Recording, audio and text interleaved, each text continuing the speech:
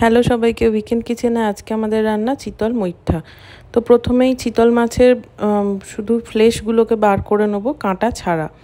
এর মধ্যে সেদ্ধ করে নেওয়া আলু মিশিয়ে দিচ্ছি, দিয়ে ভালো করে মিশিয়ে নিতে হবে।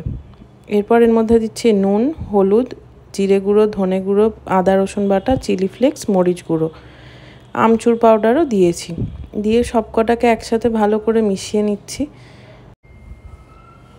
এবারে হাতে তেল মাখিয়ে একটা শেপ দিয়ে এগুলোকে জলের মধ্যে ফুটন্ত জলে ফেলে দেবে, যাতে ভালো সেদ্ধ হয়ে যায়।